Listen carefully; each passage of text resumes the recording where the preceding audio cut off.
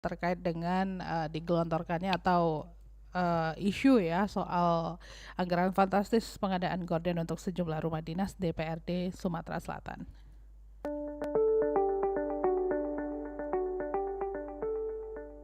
Udah dengar tentang anggaran pengadaan gorden rumah dinas DPRD Sumsel yang mencapai 4,8 miliar? Dengar enggak, tapi tahu dari teman-teman gitu aja deh ya. Kalau menurut saya kan itu kan banyak ya, berapa unit. Ya wajar-wajar aja biayanya sampai segitu ya. Ya harus menjalankan sesuai dengan tugasnya. Ya jangan istilahnya jangan cari uang untuk mengembalikan modal ya, sesuai dengan tupoksinya. Ya kalau memang harus menjalankannya gimana gitu. Jangan kan mereka ini biasanya suka kan ingin mengembalikan modal waktu mencalonkan itu aja. Sudah dengar belum tentang anggaran pengadaan gorden rumah dinas DPRD Sumsel yang mencapai 4,8 miliar? Udah baca sih beritanya di internet. Menurut kamu tanggapannya terkait berita itu gimana? Tanggapan saya yang saya tangkap sih kayaknya DPRD ini nggak terlalu sensitif terhadap penderitaan rakyat, yang dimana kan harusnya transparan ya terhadap kebijakan anggaran gitu loh. Jadi seharusnya emang dijelaskan lah sistematis dari kebijakan anggaran ini yang seharusnya transparan, tapi ini nggak transparan gitu loh. Nah, ada kritikan atau masukan nggak untuk anggota dewan yang baru lolos dan akan dilantik nih untuk periode berikutnya? Kalau kritikan dan masukan kayaknya saya kurang memahami ya. Sudah dengar belum berita tentang anggaran pengadaan gorden rumah dinas DPRD Sumsel yang capai 4,8 miliar? Ya, kebetulan saya baru aja baca tentang berita itu tadi. Menurut saya untuk pembiayaan gorden rumah dinas ini agak terlalu banyak ya, karena mencapai hingga miliaran rupiah, kayak lebih terlalu banyak pengeluaran untuk hal ini saja. Kalau dari saya sih lebih kemasukan untuk lebih menjalankan amanah dan juga untuk menjalankan pekerjaan mereka dengan lebih baik dan juga sesuai dengan apa yang diamanatkan rakyat untuk mereka jalani.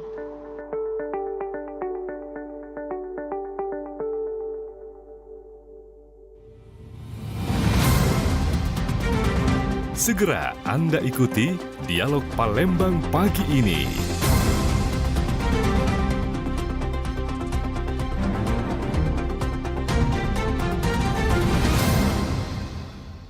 Kami hadirkan Dialog Palembang pagi ini untuk Anda pendengar, dan jangan lupa untuk bergabung bersama kami di 0711369977, bisa juga melalui WhatsApp di 0821 79279090. Perbincangan kita di pagi hari ini mengenai bagaimana kita mencegah korupsi ya, korupsi anggaran rumah tangga pemerintah daerah.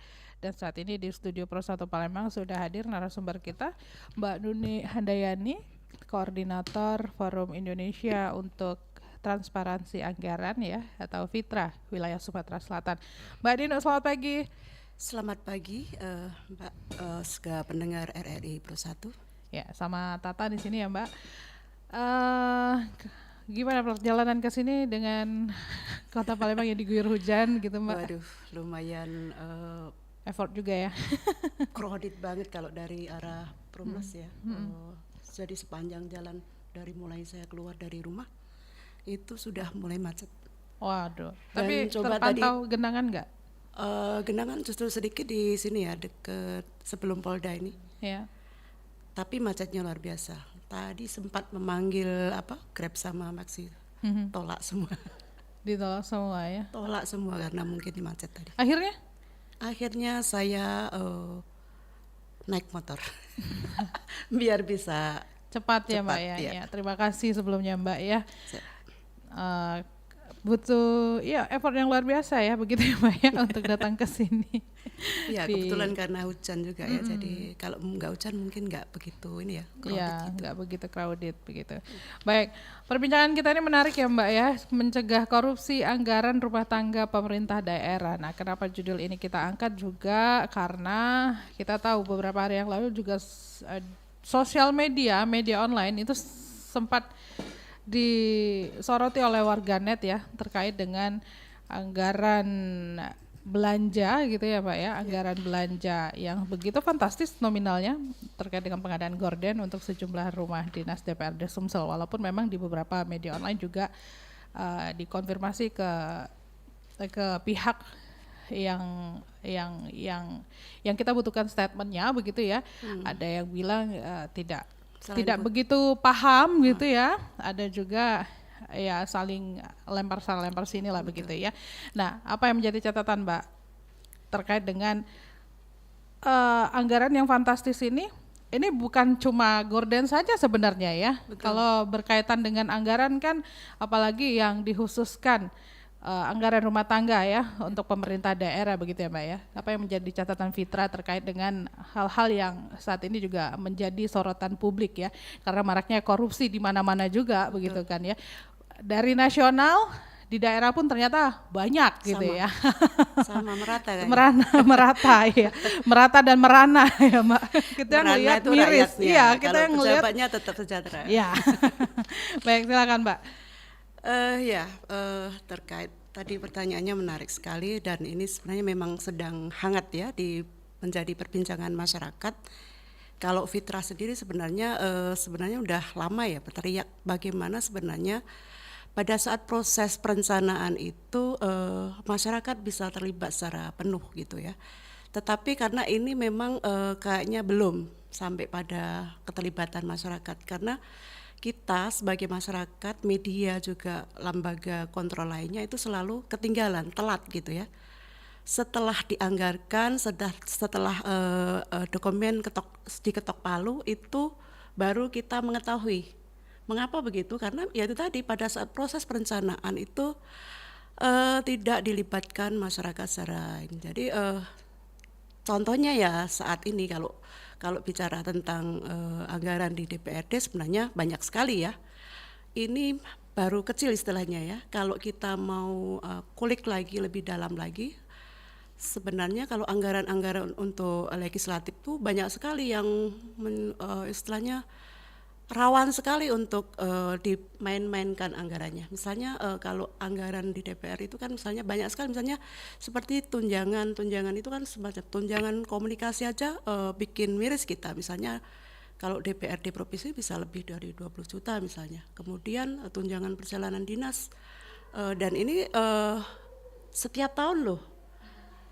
Perjalanan dinas itu juga besar sekali, tetapi juga kayaknya masyarakat juga diamnya itu bukan karena ini kan memang nggak tahu informasi itu. Nah ini sebenarnya yang lebih banyak untuk mendorong atau mendobrak ini adalah ya kita para lembaga-lembaga kontrol ini, kemudian media juga sangat penting untuk membantu mendorong melakukan pengawasan ini, karena kalau media itu juga nggak begitu ini maka sebenarnya ini yang akan terjadi.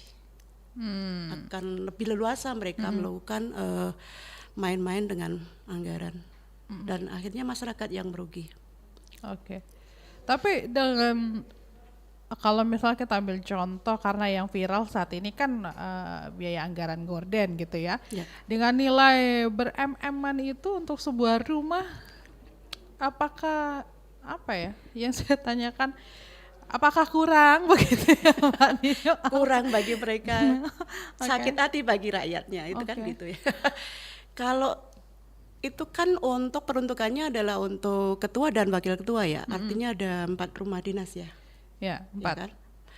4 rumah dinas dengan anggaran 4,8 miliar, berarti kalau kita rata-rata itu 1,2 miliar per rumah atau per rumah dinas itu. Menurut kami dari Fitra ini benar-benar sangat tidak masuk akal ya. Karena apa? Kalau kami menilai saat ini kalau memang ini benar-benar dianggarkan sebesar itu, artinya para wakil rakyat kita ini sedang kehilangan atau tidak mempunyai rasa empati. Karena apa? Kondisi masyarakat Sumatera Selatan, khususnya masyarakat menengah ke bawah itu sedang dalam kondisi sedang tidak baik-baik saja. Karena apa? Pasca pandemi kemarin kan sampai sekarang belum pulih, pendapatan mereka masih sangat minim dan ditunjang, ini membuat mereka menjadi lebih sakit hati gitu. Kalau kemudian saya juga sempat membaca beberapa media yang sempat mengkonfirmasi dengan Sekwan misalnya, bahkan dengan ketua DPRD-nya, mereka memang saling menolak, tapi mereka menganggarkan itu.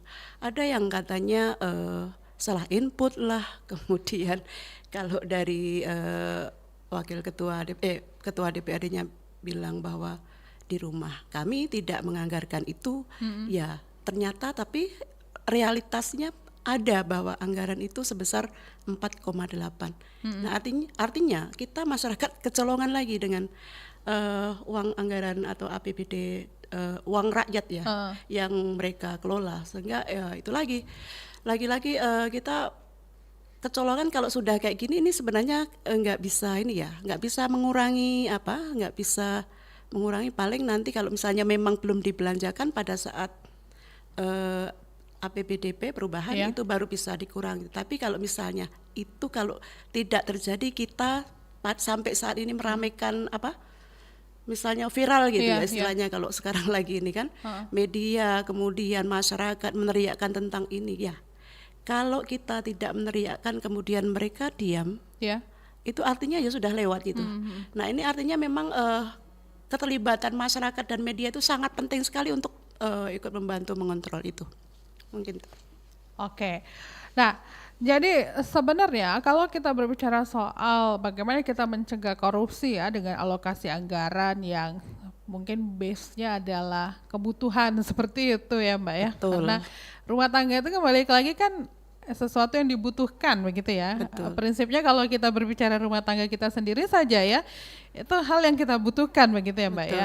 Cuman ya harus ada kontrol-kontrol sebenarnya kan begitu ya Mbak ya. Ya, betul. Nah, dan kasus korupsi ini di level provinsi ini luar biasa menyeruaknya begitu ya Mbak Dino ya. Nah, tapi ini kan juga tidak hanya terjadi di satu tahun terakhir saja, seperti apa yang Mbak Dino sampaikan, ini selalu terjadi begitu ya. Hampir setiap tahun bahkan. Hampir setiap tahun anggaran belanja itu muncul begitu ya Mbak ya. Ya, betul. Ini juga seperti sudah ada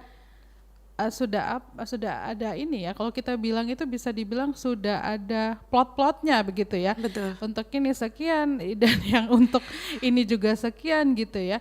Nah, tapi prinsipnya pelaksanaan APBD di provinsi ini maksudnya gini, sebelum memang itu dianggarkan dan dipublikasikan ya. Betul. Apa yang harus masyarakat pantau dan kita harus ngapain sih Mbak gitu. Jadi jangan sampai seperti apa yang Mbak Dino bilang tadi, kita nih terlambat gitu ya. Betul. Setelah itu dipublikasi ya, betul. baru kita ya namanya terlambat ya, baru kita nerima kagetnya aja gitu ya Mbak Nino ya. Betul. Ya, silakan Mbak. Ya itu tadi, kalau kami sebenarnya mendorong itu tadi keterlibatan dari awal pada saat proses perencanaan tadi. Kalau proses perencanaan itu mereka terbuka dan melibatkan masyarakat, kadang hanya sekedar ini aja ya, formalitas gitu ya. Mereka mengundang, tetapi kemudian pada saat pembahasan detail masyarakat tidak dilibatkan. Dan untuk anggaran DPRD ini memang sebenarnya sulit juga masyarakat untuk bisa mengakses, padahal mereka adalah wakil rakyat. Tetapi ketika masyarakat atau rakyatnya itu meminta data-data atau informasi terkait dengan anggaran, sulitnya luar biasa. Ini sebenarnya kami alami dari Fitra itu kalau kita mengakses, karena Fitra itu kalau bicara tentang data adalah yang utama, karena nggak mungkin Fitra bicara tanpa data, itu kayak bercerita indah gitu, nggak mungkin. Dan itu yang menjadi ini, dan ini sebenarnya kesulitan di kami ya, ketika kita melakukan akses data-data terkait dokumen-dokumen perencanaan atau keterlibatan pada saat proses perencanaan itu luar biasa susahnya. Jadi mereka memang tidak transparan. Jadi ya bisa bilang tadi nggak bisa juga menyalahkan masyarakat secara ini, karena memang sistem mereka yang menutup diri istilahnya ya, kalau kami menyebutnya, untuk masyarakat bisa terlibat. Jadi sulit kalau istilahnya mau mencegah. Paling kalau sudah teriak kayak gini ya, nanti mungkin pada saat APBD baru mereka bisa merubah. Dan itu banyak loh kalau mau bicara tentang tunjangan anggota dewan itu luar biasa besar sekali. Belum belanja-belanja rumah tangga. Tadi kan Mbak Rita sebenarnya sudah menyampaikan kalau bicara belanja rumah tangga itu kalau di rumah itu bicara tentang Kebutuhan. Iya. tetapi juga penghematan. Betul. Betul nggak? Aha. Tetapi ini kan kebalikannya. Kalau di dewan itu karena anggaran besar. Jadi kadang membuat anggaran itu ya asal buat aja. Yang penting anggarannya besar, kemudian bisa nanti bermain-main dengan anggaran. Begitu. Oke. Jadi sebenarnya ada pola khusus tidak gitu ya Mbak ya untuk pengelolaan anggaran penerimaan dan belanja daerah ini begitu untuk mencegah terjadinya korupsi. Karena udah menjadi kayak tagline ya. Munculnya tuh kalau misalnya korupsi itu akan terjadi jika pengeluaran tuh akan dikeluarkan begitu ya. Akan terjadi semenjak adanya rencana pengeluaran anggaran tersebut begitu kan Mbak? Ya tadi Sulit lagi. Sulit kalau mau bicara kalau mereka tidak membuka diri atau transparan secara ini ya kayaknya memang sulit untuk bisa dicegah secara ini ya. Karena memang salah satu alat yang paling ini adalah transparansi tadi. Tapi ketika itu tidak dilaksanakan, maka ya sebenarnya itu tadi kalau kami bicara tentang misalnya tentang anggaran, jadi berapapun besarnya anggaran ketika nggak dikelola dengan sebaik-baiknya, dengan transparan segala macam, maka sebenarnya tidak akan memberikan dampak apapun kepada masyarakat. Ini sebenarnya tagline kami ya, karena memang kami mencoba menganalisa benar anggaran di DPR atau Pemda, kabupaten, kota, provinsi itu sebenarnya besar ya. Tetapi kemudian selalu kalau kita mencoba menganalisa misalnya APBD itu minus, tetapi kemudian kulihat rincian belanja misalnya di masing-masing dinas itu banyak skala belanja-belanja yang tidak jelas gitu. Dan itu mereka laksanakan setiap tahun. Setiap tahun dan ya itu tadi dan akan berulang setiap tahun, bahkan mereka hanya akan mencari selah-selah lain yang bisa dimainkan. Kayak kemarin kita misalnya meneriakkan tentang Perjadin. Ini sekarang pindah ke divisi lain atau ke Gorden misalnya kan. Misalnya kalau DPRD kemarin bicara tentang apa itu kan menyoroti tentang Perjadin juga. Pindah lagi. Tahun berikutnya hanya mencari celah lain untuk bisa dimainkan gitu. Nah, itu. Baik, kita tahan dulu ya Mbak Nino. Sudah ada yang bergabung. Selamat pagi. Selamat pagi Reri. Ya, sama Bapak siapa di mana Pak? Raihan. Pak Raihan, baik. Silakan Pak Raihan. Ya, terima kasih. Jadi begini ya Mbak Nuni ya, memang kita itu selaku masyarakat itu kalau ditanyakan DPR ini dalam anggaran itu ya, jawab mereka ya bisa, partisipasinya ikut dalam sidang. Tapi praktek di lapangan ya kita tidak tahu ya, ini bagaimana bentuknya ya, bagaimana mereka menganggarkan itu, yang katanya anggaran itu di Pemda, kami hanya pegang regulasinya aja begitu ya. Itu dalih mereka seperti itu terus ya. Kami pernah katakanlah mengakses satu perda ya perda ini tidak perlu saya sebutkan, nanti tahu ujungnya, nanti marah orang sana. Jadi perda ini ya memang ada semacam uji publik ya. Ternyata uji publik begitu, setelah uji publik saya lihat yang hadir si uji publik itu katanya publik artinya orang banyak harus melihat itu kan. Nah uji publik itu ternyata yang datang ya anggota dewan itu sendiri, orang staf dewan itu sendiri, kemudian hanya beberapa gelintir begitu ya, dan dari pihak kami juga ada beberapa orang gitu. Nah kenyataannya kita dengar kabar anggaran itu besar, tapi perdanya sampai sekarang nggak jadi gitu ya. Nah oleh karena itu berkaitan dengan masalah perda dengan anggaran ini, ada baiknya kita sekali memantau berapa sih produk perda DPR pada tahun ini, perda apa saja sih yang bermanfaat ke masyarakat. Nah ini kalau kita akan ikut masuk ke dalam itu, tentu saja katanya aturannya yang sebatas ini, kita diundang tapi tidak boleh tahu gitu ya.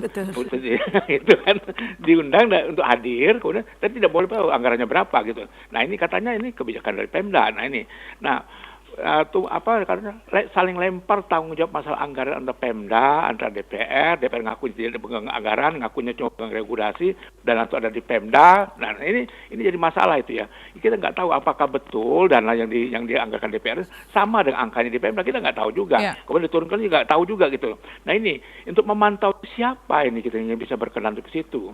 Ya tentu saja kalau kami selaku masa kan nggak sampai kami untuk katakan memantau itu berapa sih sebenarnya perda yang kami uji publikan itu anggaran berapa nggak tahu kita itu. Tapi kelihatannya ya mereka tuh ya lihat dari staf anggota dewan itu ya begitu perempuannya baju bagus-bagus, wajahnya menor-menor, Baik, pokoknya Pak sejarah Raihan, gitu. mohon Terima izin. kasih Ari, sampai jumpa ya. Ya. Siap. Ya, terima kasih Pak Raihan ya. Nanti kita boleh ditanggapi ya, Oke, Bu Mbak Duni ya. Siap.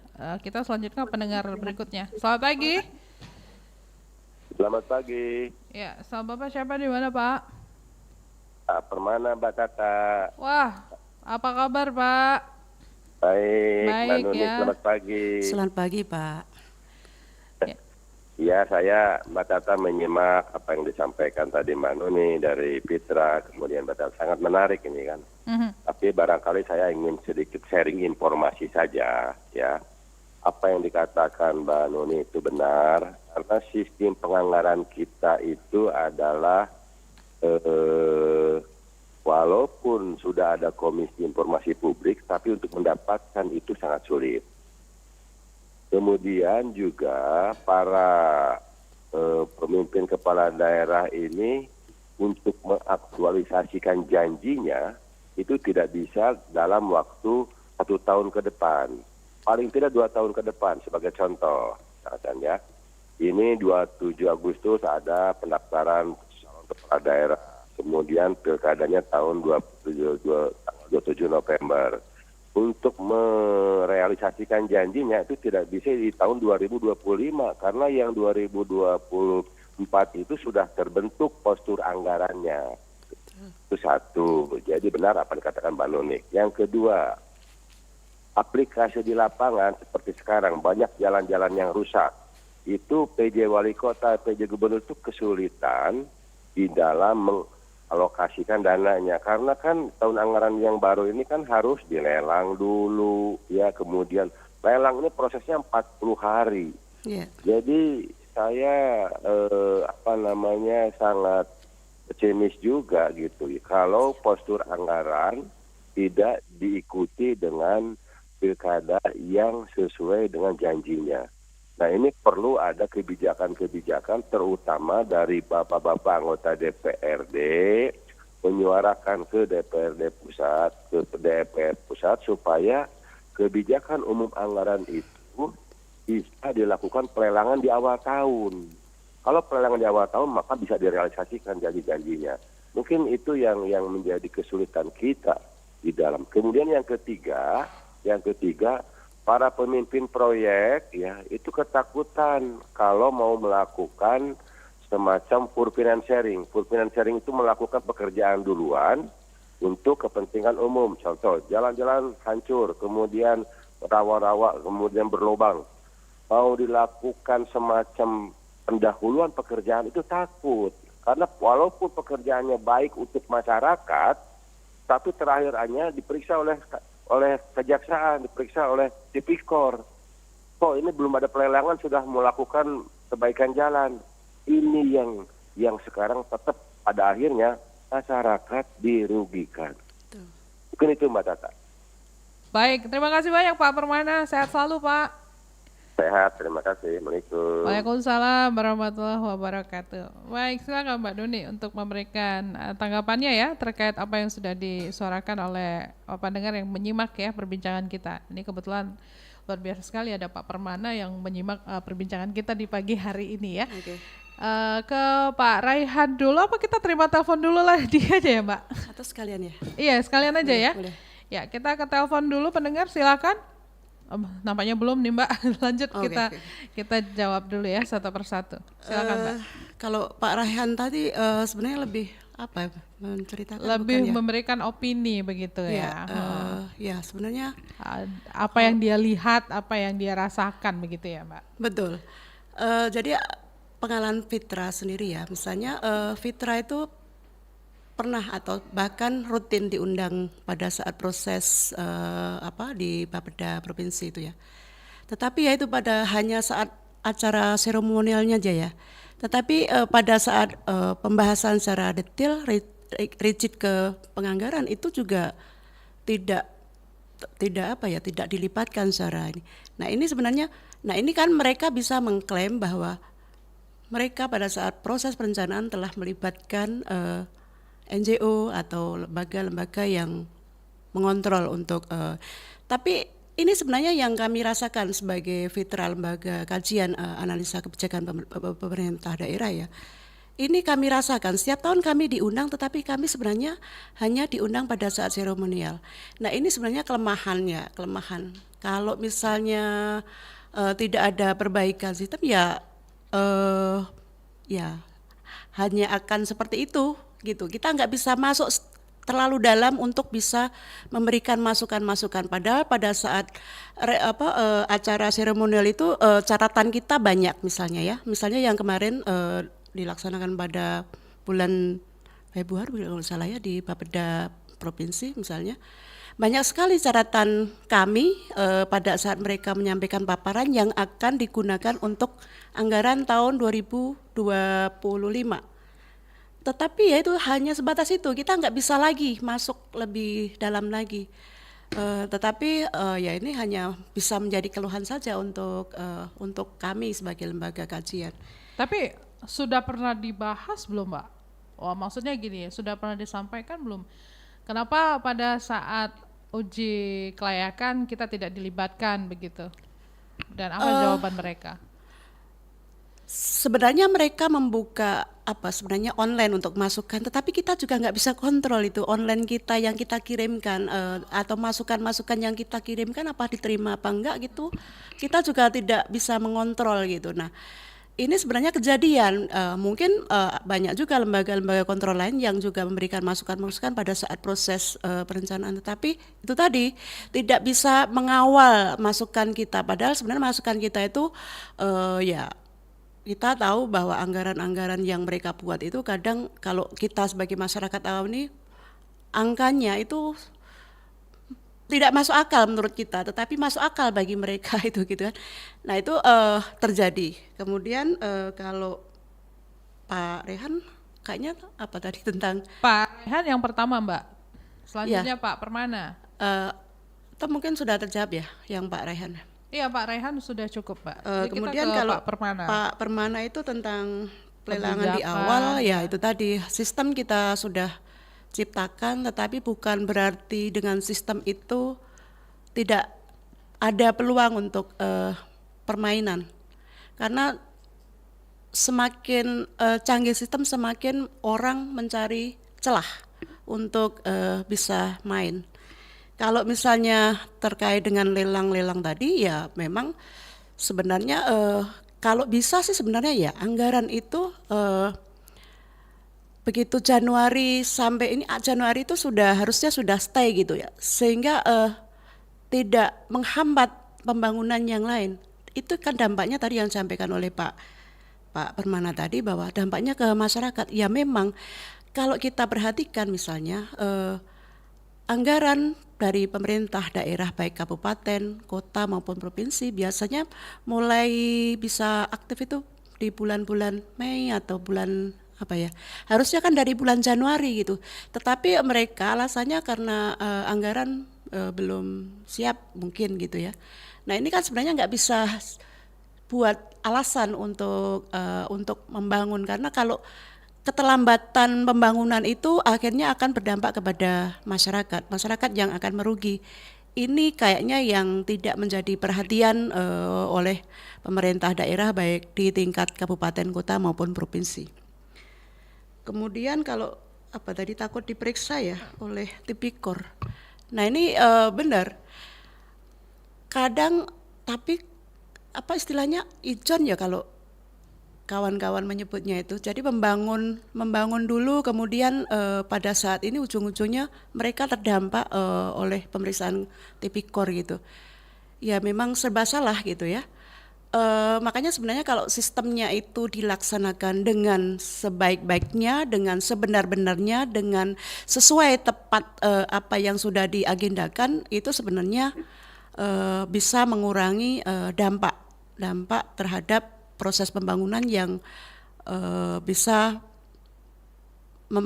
bisa lancar gitu, tidak merugikan ke masyarakat itu. Mungkin itu kali Mbak. Baik. Nah, perbincangan kita ini pendengar hingga pukul 9 nanti. Jadi silakan saja untuk yang bergabung di 0711 369977, 0821 7927 9090, atau bisa juga langsung komen di akun YouTube RRI Pro 1 Palembang. Berbincang-bincang mengenai mencegah begitu ya, mencegah korupsi anggaran rumah tangga pemerintah daerah. Nah, tadi sudah disampaikan apa bukan, maksudnya yang disampaikan oleh Mbak Nuni bagaimana pola pengelolaan anggaran penerimaan dan belanja negara yang harus dilakukan begitu. Nah, lalu kaitannya dengan kepala daerah begitu ya Mbak ya. Peran apa sih yang harus dilakukan sebagai kepala daerah ya dalam pengelolaan anggaran? Karena tidak menutup kemungkinan juga nih Mbak, yang di atas tidak tahu apa yang terjadi di bawah begitu ya. Karena kan atasan itu kan begitu banyak pekerjaan ya yang harus dikerjakan ya, sampai-sampai mungkin dia tahu covernya aja, tapi di dalamnya dia nggak begitu paham, bahkan dia mungkin terlalu percaya sama anggota-anggotanya ya, pegawai-pegawainya, hingga akhirnya pas final sampai bisa akhirnya terjerat juga gitu kan ya, akhirnya itu kan merugikan dia juga begitu ya. Betul. Lalu apa nih sebenarnya peran apa yang harus dilakukan sebagai kepala daerah dalam pengelolaan anggaran ini? Ya, kalau dari awal misalnya ya, Pak Kepala daerah itu sebelum menjadi kepala daerah atau pada saat dia mencalonkan, dia sudah punya visi misi yang diturunkan ke dalam program tahunan misalnya itu ya. Itu sebenarnya itu adalah pola pemikiran, cita-cita si kepala daerah dalam membangun selama dia menjadi kepala daerah selama periode 5 tahun. Nah, kemudian dijabarkan ke dalam program tahunan itu. Kalau kemudian nah ini para pembantunya itu di dinas-dinas, kemudian di Bapeda juga. Kalau Bapeda itu fungsinya hanya mengkoordinasikan masukan-masukan dari dinas-dinas dengan menerjemahkan dari visi misi si kepala daerah. Nah ini memang secara ini nggak bisa secara ini detail gitu ya untuk memeriksa ini, tapi justru di perencana itu yang mereka harusnya lebih ini ya, dalam membuat perencanaan itu benar-benar bahwa anggaran itu harus digunakan sebesar-besarnya atau dimanfaatkan untuk masyarakat, untuk kesejahteraan masyarakat. Itu muaranya harus ke situ, jangan ke yang lain-lain. Tetapi kan yang terjadi kalau kita lihat selama ini misalnya, itu banyak sekali justru anggaran-anggaran yang mereka buat itu justru tidak jelas, dan ini tidak mungkin dibaca secara detail oleh si kepala daerah. Akhirnya mungkin lebih ke gelondongan-gelondongan mereka ya bacanya. Setuju. Jadi ketika misalnya mata pasal A itu menjadi temuan BPK misalnya, ya itu menjadi tanggung jawab ini karena sebenarnya itu menurunkan dari visi misi si kepala daerah tadi. Dan mereka tidak merinci pada saat ini adanya check and balance masalahnya dari kepala daerah, kemudian dinas-dinas terkait yang memang mengajukan perencanaan itu harusnya detail dan juga dalam melaksanakan rencana anggaran itu benar-benar gitu ya, peruntukannya itu terutama. Karena kalau kita lihat ya memang itu tadi banyak sekali, kalau kita lihat itu bisa 60-40 gitu ya perbandingannya yang digunakan untuk rakyat gitu, banyak lebih untuk operasional. Jadi kalau misalnya kita pengelola belanja modal itu, belanja daerah itu misalnya, itu antara belanja modal dengan belanja operasional itu lebih besar biaya operasionalnya. Jadi kalau lebih besar biaya upahnya begitu. Iya. Oke. Nah, modus korupsi ini ya Mbak, terjadi korupsi begitu ya. Ini modusnya apa saja sih, modus korupsi yang sering sekali dilakukan ya dalam pelaksanaan APBD ini? Modus korupsi sebenarnya kalau kami melihat itu mudah ya, membaca anggaran yang pro atau tidak pro itu mudah. Misalnya kita lihat di belanja modal. Kalau belanja modal itu adalah dia dalam bentuk infrastruktur ya. Iya. Jadi memang peruntukannya kalau memang misalnya infrastruktur untuk rakyat gitu. Tapi kalau operasional, nah belanja operasional itu sebenarnya yang rawan sekali dimanfaatkan atau dimain-mainkan oleh mereka. Kalau belanja, kalau dulu istilahnya belanja pegawai. Nah sekarang nggak pakai lagi nggak belanja pegawai, tetapi belanja operasional itu luar biasa. Maksudnya mereka main di situ. Celah korupsi yang terbesar itu di belanja operasional. Tetapi bukan tidak mungkin di belanja modal juga rawan sekali karena misalnya mereka bisa markup untuk pengadaan belanja infrastruktur itu terjadi juga gitu kan. Jadi celah itu ada di mana-mana kalau bicara tentang celah korupsi itu. Oke. Kita ke pendengar dulu ya, Mbak Nuni, sudah ada yang bergabung. Selamat pagi. Selamat pagi. Halo. Oke. Ini kurang baik penerimaannya ya, bisa coba telepon kembali di 0711 3699977 0821 7927 9090. Jadi bagaimana nih langkah konkret begitu ya Mbak Nuni untuk melakukan pengawasan terhadap modus-modus yang baru saja saya tanyakan dan juga baru saja dijawab. Kalau langkah konkret itu sebenarnya pada niat baik mereka para pemangku kebijakan ini ya.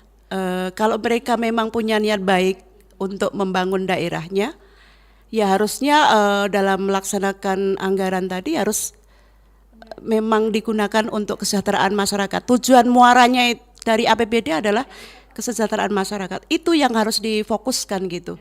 Kalau masyarakat itu tidak punya ini ya, karena yang mengelola anggaran adalah mereka gitu. Jadi di niat baik mereka para pemangku kebijakan itu yang bisa istilahnya untuk mengurangi, tapi ya sulit karena kadang orang baik-baik itu kalau sudah masuk ke dalam sistem itu ya sulit juga untuk ini kan mau nggak mau. Jadi orang baik kalau sudah masuk dalam sistem berubah? Sulit, bukan ini, bukan berubah, tetapi sulit juga karena itu masuk kecuali dia berkeras kemudian akhirnya terpinggirkan itu banyak yang terjadi juga gitu kan. Mau tidak mau begitu ya Mbak? Misalnya dia tidak mau terlibat ke dalam sistem itu. Tapi ada yang tidak juga kan Mbak? Kira-kira berapa persen lah yang tidak? Nah kalau persennya harus ada penelitian khusus. Oke, sudah ada pendengar kembali yang bergabung. Selamat pagi. Selamat pagi. Sama Pak. Bapak siapa di mana Pak? Dari Pak Samsul Oki. Pak Samsul di Oki. Ya, silakan Pak Samsul.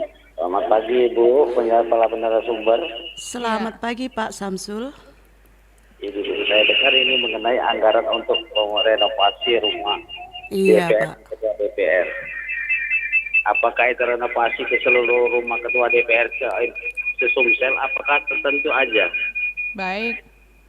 Ya, itu saja Pak. Itu mengenai anggaran, apakah renovasi itu secara renovasi, apakah pembangunan yang baru?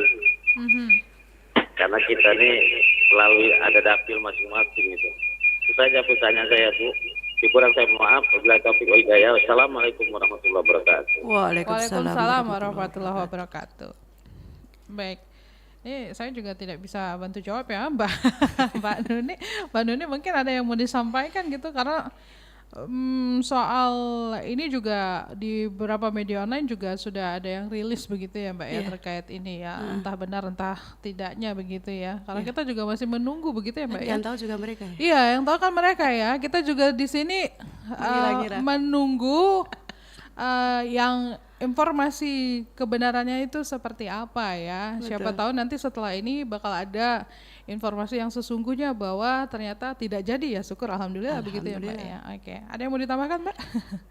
Ya itu pertanyaan Pak Samsul tadi adalah apakah yang 48 itu 4,8 itu untuk renovasi keseluruhan atau kalau informasinya kan untuk pengadaan horden ya. Horden. Tapi jadi saya juga sempat kebingungan nih mencoba menganalisa antara jawaban dari para ketua wakil dan para sekwan gitu. itu kan ada yang bilang salah input, ada yang misalnya 700 juta untuk ini, tetapi misalnya ada yang bilang kami tidak ada pembelian horden baru, informasinya begitu kan. Ya ini lagi-lagi sebenarnya secara ini tadi disampaikan untuk bicara tentang kebenaran anggaran itu yang jelas ada nominalnya sebesar itu gitu ya. Dan pos anggaran itu sebenarnya kalau sudah dipatok di situ tuh nggak bisa dialihkan kemana-mana gitu ya. Nah ini tapi kita nggak tahu. Kalau itu dialihkan kemana-mana, maka sebenarnya kalau misalnya audit itu dilakukan setiap tahun, itu akan menjadi temuan. Karena menyalahin dari apa yang sudah direncanakan. Jadi nggak bisa dikotak-katik lagi kalau memang belanjanya sudah ditetapkan di ini, dan itu kan sudah menjadi perda ya, artinya aturan gitu kan. Itu sebenarnya tanggapan dari Pak Samsul tadi. Oke, sudah dijawab ya Pak Samsul ya. Nah, untuk cek and rechecknya mungkin langsung tanyakan sama yang terkait begitu ya. Tapi ini kan kita tahu ya Mbak, Fitra ini kan di mana-mana begitu ya. Berbagi tugas begitu ya, mengawasi begitu ya anggaran pengelolaan di pemerintahan daerah begitu ya. Nah, apakah ada daerah yang bisa dijadikan contoh dalam pengelolaan anggaran bahwa pengelolaan anggarannya justru tidak tercemar sama sekali begitu? Kalau bicara level kabupaten kota, kayaknya sulit ya. Sulit ya. Tapi kalau desa mungkin ada. Itu di daerah Jawa Tengah ya, itu banyak sekali desa-desa yang memang dia benar-benar menerapkan sistem itu gitu. Bisa dibilang berarti best practice lah ya. Iya Mbak, ya? betul. Okay. Kalau bicara di desa di Sumatera Selatan juga banyak juga yang enggak. Sulit gitu. juga misalnya untuk bicara. Kita kemarin sempat pernah masuk ke beberapa desa di Muba misalnya, kemudian Banyu Asin juga itu hampir sama sih ya. Jadi karena itu menjadi kebiasaan gitu ya, desa itu selama ini atau pada waktu itu sebelum lahirnya undang-undang desa tadi kan memang di bawah kabupaten gitu. Jadi tingkat ketergantungan desa terhadap kabupaten itu sangat tinggi. Nah, kayaknya sampai sekarang masih. Dan ini sebenarnya peluang-peluang terjadinya korupsi juga gitu ketika mereka membuat perencanaan desa, kemudian itu kan dilimpahkan ke desa sehingga ada biaya-biaya yang harusnya untuk desa itu lari untuk untuk upah pembiayaan membuat perencanaan kayak gitu. Oke. Itu baik. sebenarnya yang kalau kami dari pantauan kami seperti itu yang terjadi untuk di lapangan ya. Iya. Oke.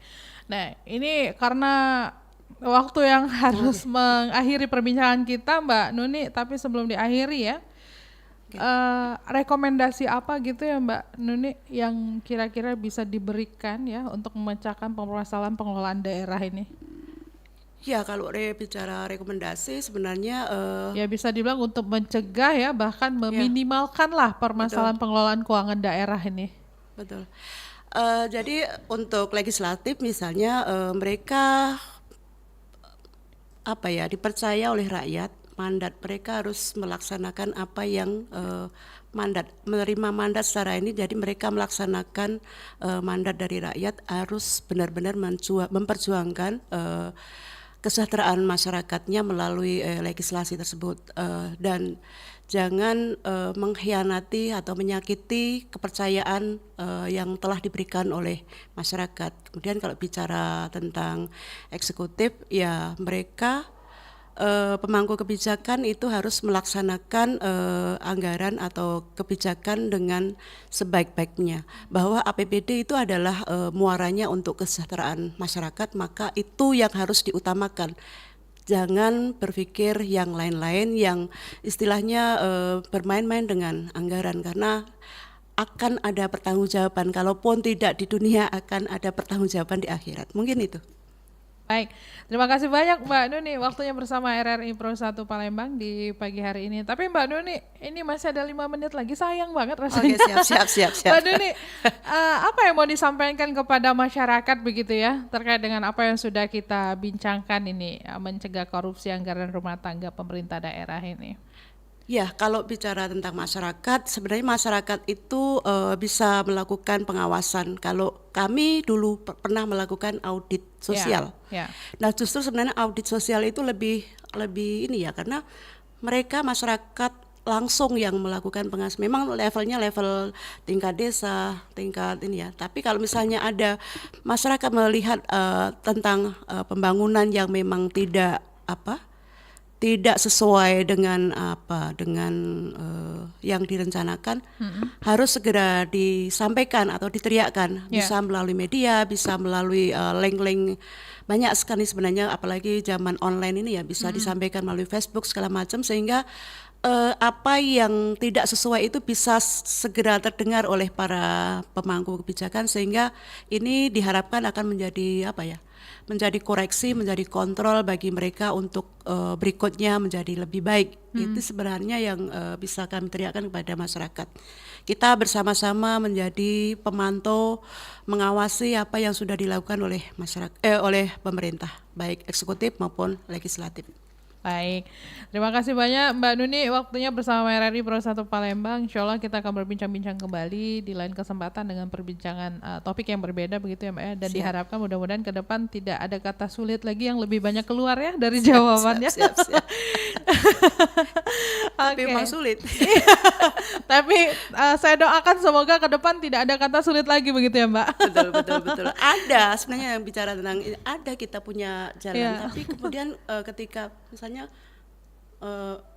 Komisi Informasi Publik itu kan sebenarnya untuk ini ya, ketika ada kesulitan kita juga mengalami kesulitan lagi. Nah, makanya diharapkan semoga ke depannya tidak ada yang sulit-sulit lagi begitu ya Mbak ya. Betul, siap.